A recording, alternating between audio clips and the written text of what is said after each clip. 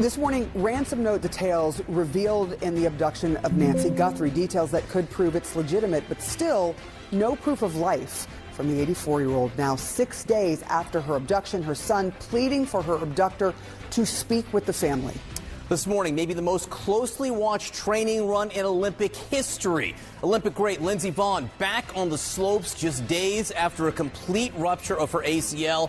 What we are learning about if she will be good to go for the games. And the first ever CNN guest to pee on the floor during the interview. At least as far as we know. The stars of the Puppy Bowl here on set. Kate is out today. I'm John Berman with Sarah Seidner. This is CNN News Central.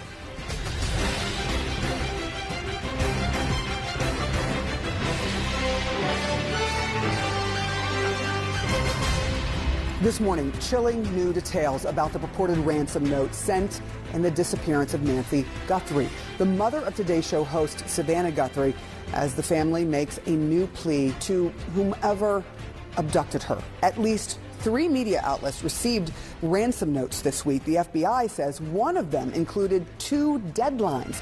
The first, 5 p.m. yesterday, has already passed. The other is this Monday. The FBI also says there was a mention of Nancy Guthrie's Apple Watch and a floodlight at the home.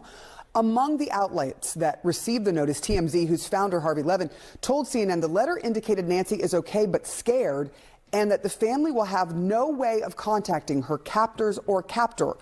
Levin also mentioned a key detail in the note about the Apple Watch that could prove that the note they received is legitimate.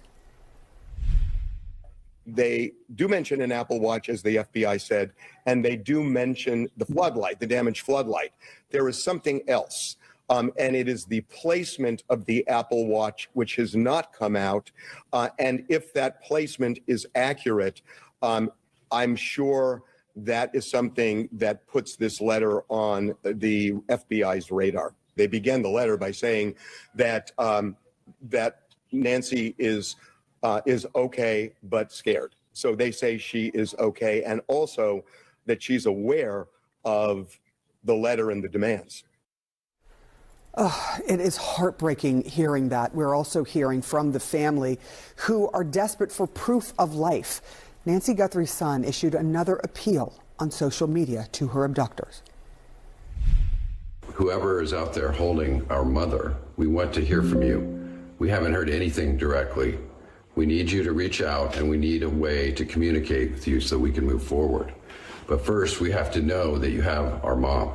We want to talk to you, and we are waiting for contact.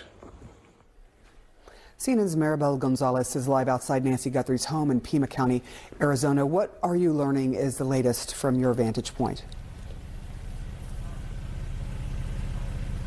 Good morning, Sarah. Well, no suspects and new reward. That is the latest information in the search for 84-year-old Nancy Guthrie. The FBI is now working with local law enforcement here in Pima County, and they're offering $50,000 for information that could lead to her recovery.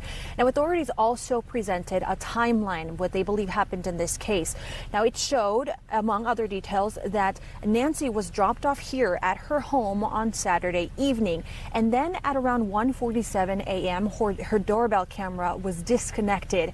Later on, at around 2:12 a.m., there is no doorbell camera video, Sarah, but the system software detected some motion at around that time. Now, additionally, one of the other key elements that we have learned is that there was, in fact, blood that was found on Nancy's porch. And after testing, authorities have now confirmed that that blood belonged to Nancy. Now, they also say they are operating under the assumption that Nancy is alive, but have not received any proof of life. And we know that that is something that the Guthrie family is also really desperately trying to figure out, especially in response to these purported ransom notes. They're asking, for evidence that their mother is alive. Sarah? Maribel Gonzalez, thank you so much for those details in this really difficult time for the Guthrie family. John. All right, joining us now, CNN law enforcement analyst Jonathan Wackrow. John, hang on for a second here, so I want to play a little more sound that we have from Harvey Levin. The letter says you will have no way of contacting me. This is the only contact. So that's why they're pleading for proof of life. That's why they are begging, because they have no idea how to get in touch with this person. So, Jonathan, back to that in just a moment, but I want to ask you first about the deadlines here that are in these purported ransom notes that were sent to media outlets. One of the deadlines, Thursday night, passed. The other one is Monday. What's the significance of these?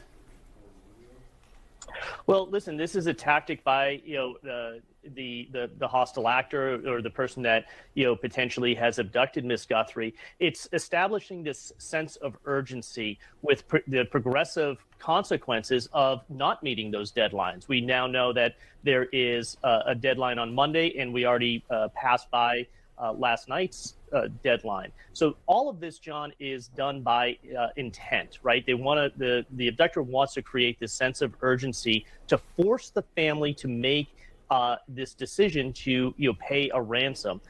Now, the way that you counter that is exactly what the family is doing. They talked through that first deadline, meaning we saw family members get out there in advance and try to engage with that abductor, knowing that in the note it says there'll be no other ways to contact us. But you need proof of life before you're going to spend millions of dollars sending it to an account via, with cryptocurrency, unknown to who it's going to and whether or not you'll ever see Miss Guthrie again. So again, it's putting a lot of pressure on the family and to make these decisions in such a very compressed time frame.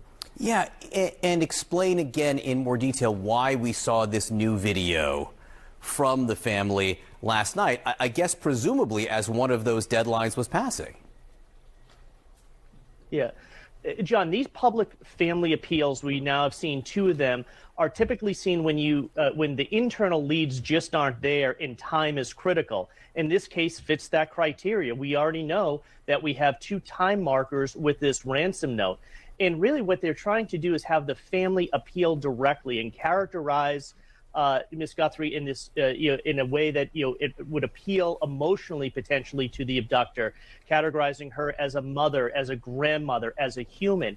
This strong emotional grounding is really important. Why? Because even though the note says that there's no further communication, they're trying to elicit some sort of response. And in that response, hopefully, they will get some sort of proof of life. So this is a proven tactic that law enforcement has used in the past. But let me just put a finer point on this. It doesn't necessarily confirm the legitimacy of a ransom note, but that's what they have right now. So it's a signal to whomever may have taken Miss Guthrie that the family and law enforcement is willing to engage, all with the hope of bringing her back safe.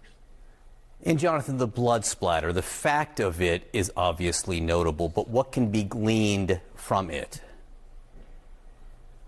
Well, listen, this is a great piece of investigative information. Why? Because it allows investigators now to know, hey, there's a high likelihood that she was taken away from the home via the front door. So we have a potential direction of travel. The blood splatter analysis can give us directionally, potentially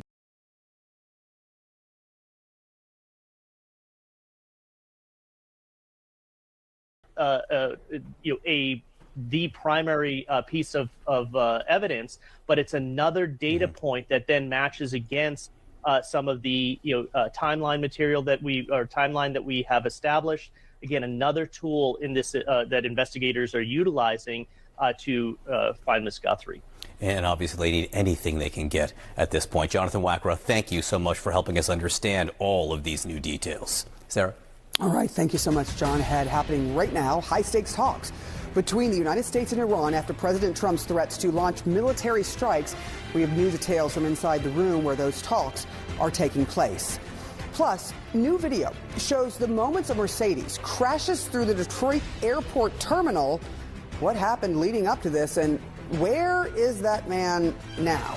And why this man was juggling fire in the middle of an intersection on a unicycle. Okay.